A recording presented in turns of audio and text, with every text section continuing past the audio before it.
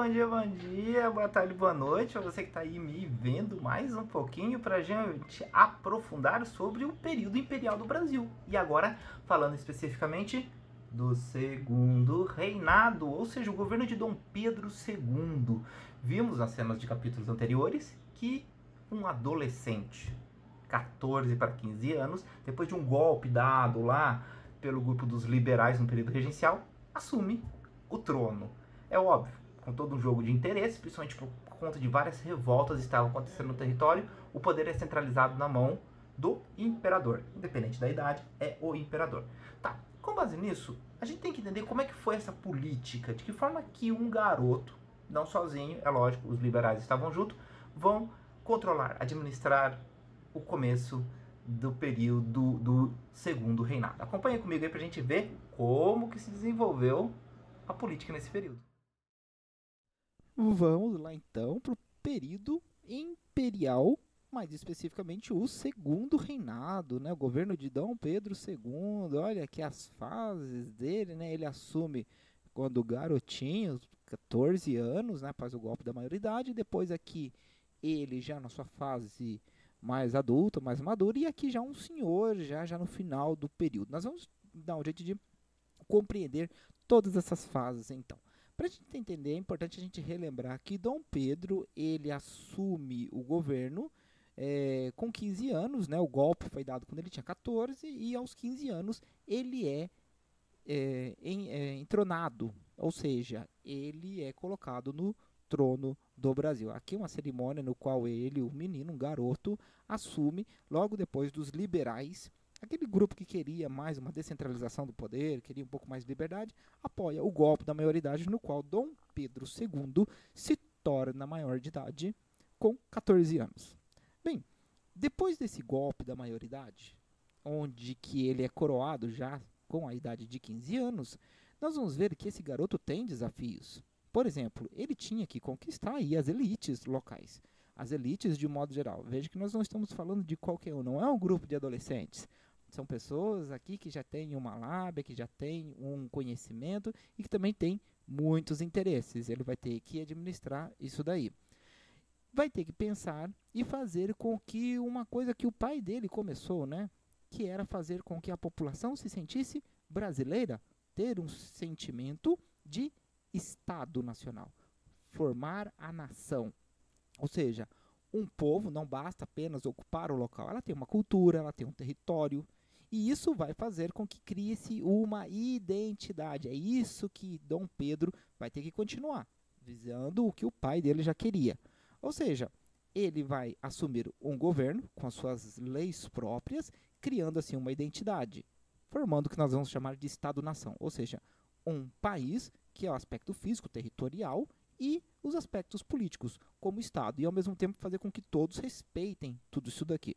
Outro desafio que esse garoto vai ter, junto com os liberais a princípio, vai ser conter as revoluções que queriam separar o Brasil. Muitas e muitas e muitas revoltas, tal qual Farroupilha, um exemplo bem claro, quando o Sul quis se separar do restante do país. Essas revoltas, um dos objetivos que Dom Pedro vai assumir o poder é mostrar que ele é um poder de todos, ele é o rei de todos, e não aquele poder tão descentralizado onde ninguém sabia quem é que mandava e assim por diante. Então, quer dizer, manter o território unido. E é óbvio, né, gente, esse território unido estava ligado, obviamente, com as questões dos conflitos, porque o Brasil era para ser bem mais fragmentado se não fossem as ações que teve nesse período. Bem, manter esse território intacto necessitava de um sistema político forte, e esse sistema político forte vai estar muito bem representado pelo poder moderador. Poder moderador que dava poderes plenos ao imperador, poder esse criado lá pelo pai dele, né, o Dom Pedro I. Então retorna. Até então os regentes não poderiam utilizar, mas com ele no poder, ele vai ser a última palavra aí. E também vai retornar o Conselho de Estado. Não se esqueçam que ele é um garoto. E apesar dele ter uma maturidade muito acima do que hoje seria considerado normal, ele precisava dos conselheiros. Esses conselheiros eles vão estar dos dois lados, tanto moderados como os liberais. E é aí que vai entrar um desafio, que era manter aí um equilíbrio. E é aí que Dom Pedro vai com o objetivo. Aqui é uma charge onde ele está mais velho, mas representa bem isso. Dom Pedro vai criar um sistema de uma monarquia parlamentar, tal qual acontecia na Inglaterra. Na Inglaterra, vocês devem saber que quem manda mesmo é o parlamento, na figura do primeiro-ministro. O rei é apenas uma figura decorativa. Peraí, então quer dizer que o rei está tirando o poder dele e dando para o parlamento? É aí que está a diferença. Não podemos nos esquecer que esse parlamentarismo, ou seja, esse sistema onde o parlamento manda, está sobrecarregado do poder moderador. Isso vai fazer com que nós tenhamos um parlamentarismo às avessas. O que é às avessas? Ao contrário. Ou seja, num parlamentarismo, quem mandaria, quem tomaria as decisões seria os parlamentares, os congressistas. Mas no caso do Brasil, com o poder moderador, é Dom Pedro que tem o direito, por exemplo, de acabar com uma Câmara de Deputados. Se ele quiser falar assim, não, eles não serão mais os políticos que vão mandar, ele pode fazer isso. Lembrando que esses políticos são eleitos pelo voto dos cidadãos. Sem citar, é lógico, né? É lógico que é só os mais ricos.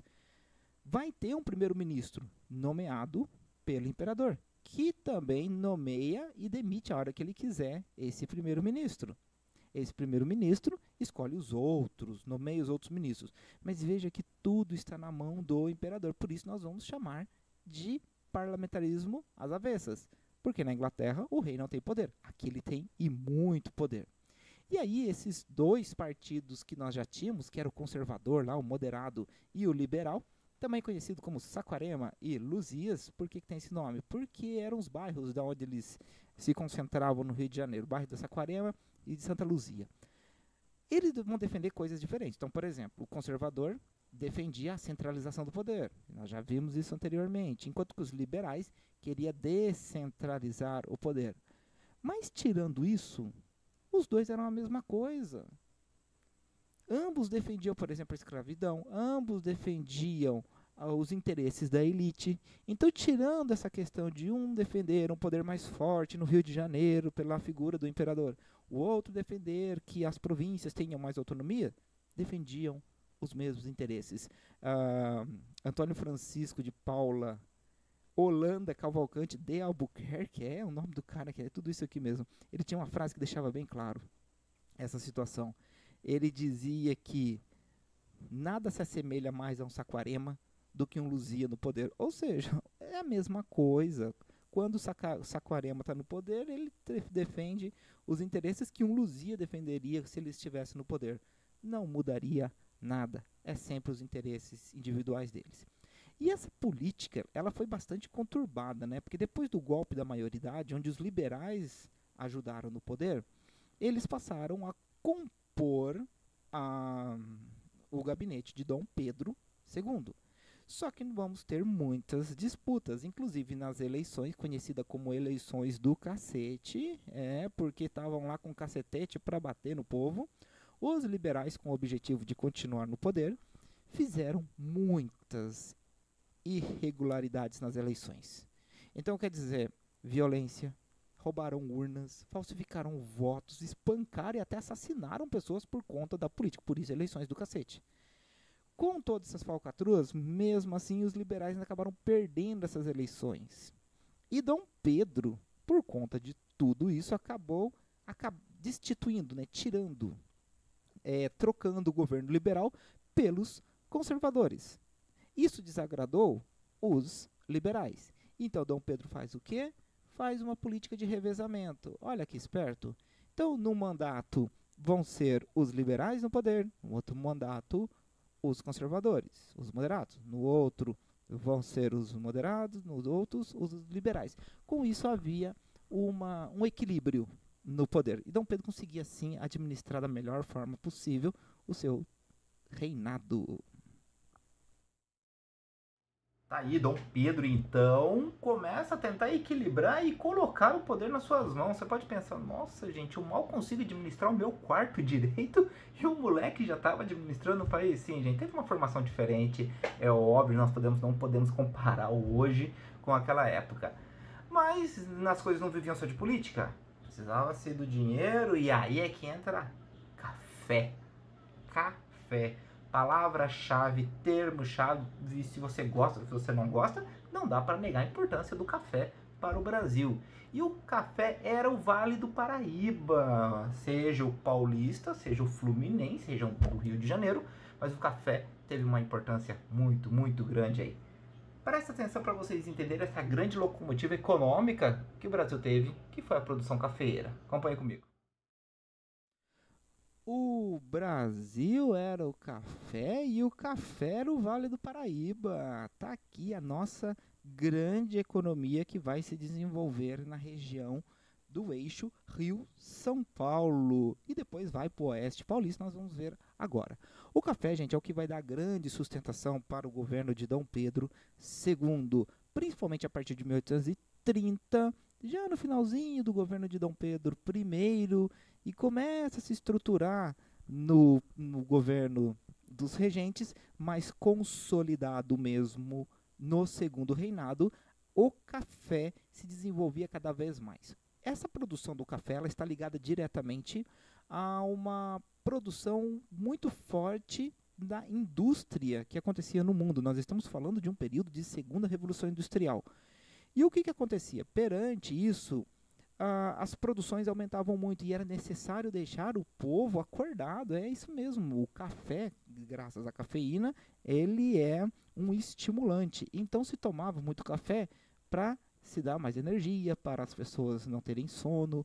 E perante o desenvolvimento industrial, o café era muito servido, principalmente para os funcionários. O que vai fazer com que essa produção e o Brasil se tornasse um grande produtor, na verdade, o maior produtor no mundo nessa época. Um produto, então, que vai gerar altos lucros. É interessante que esse café, ele começa basicamente aqui na região do Rio de Janeiro, a princípio até como plantinha ornamental.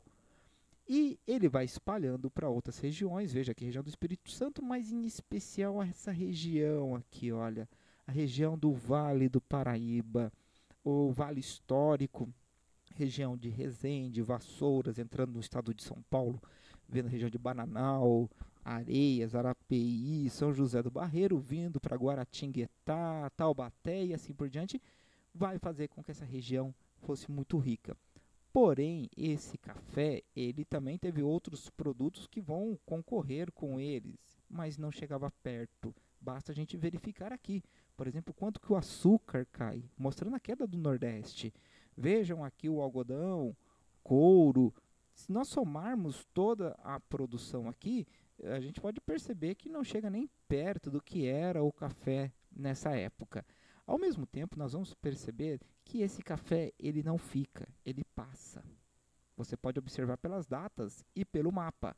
Agora, tudo começa aqui. Para a gente entender um pouquinho melhor, por que o Vale do Paraíba?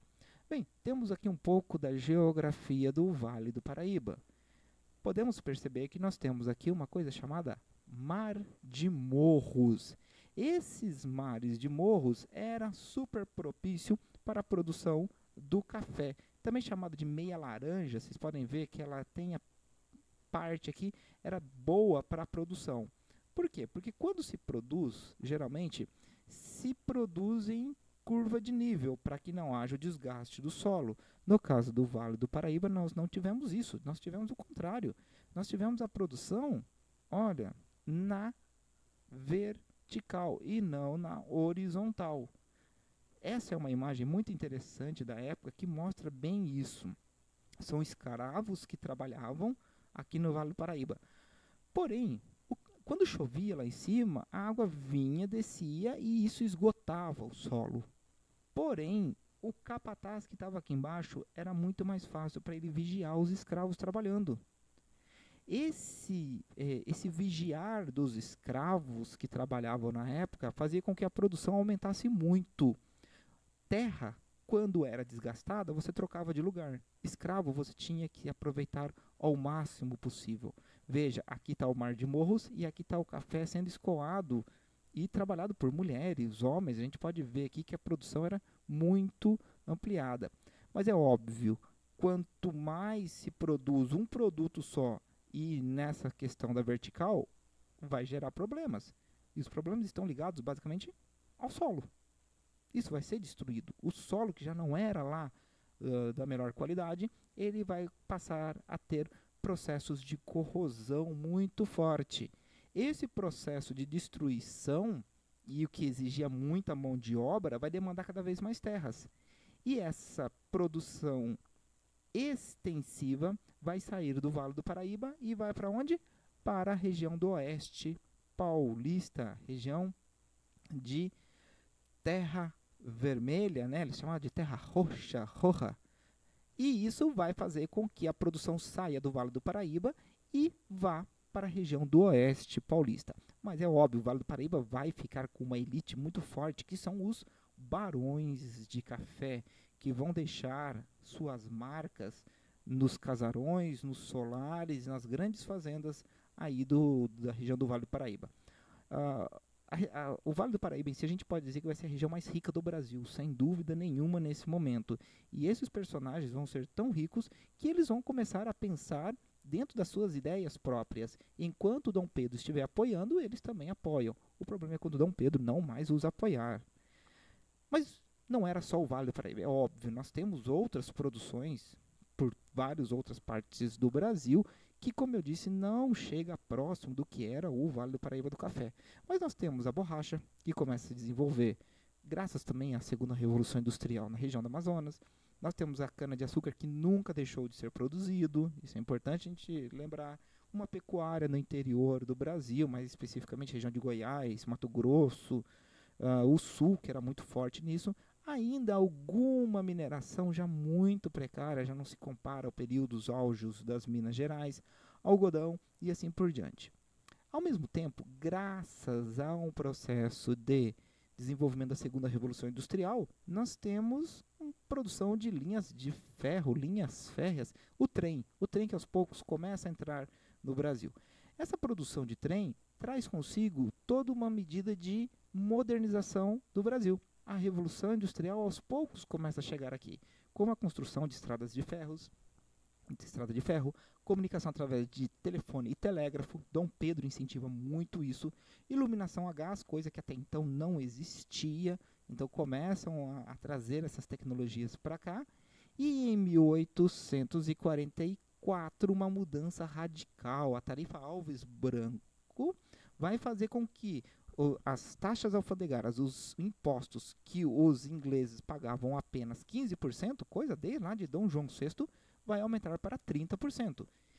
Isso vai fazer com que o Brasil arrecade mais dinheiro também. É lógico que vai gerar alguns conflitos com os ingleses, mas também vai pôr mais dinheiro no Brasil. Isso vai ser investido basicamente na indústria. E um dos nomes mais importantes que nós temos aí é Mauá, o Visconde de Mauá, um grande empresário, um dos primeiros a trabalhar com esse investimento, seja em bancos, seja em indústrias e outras produções. Com isso, o Brasil aos pouquinhos entrava numa era comercial e também industrial.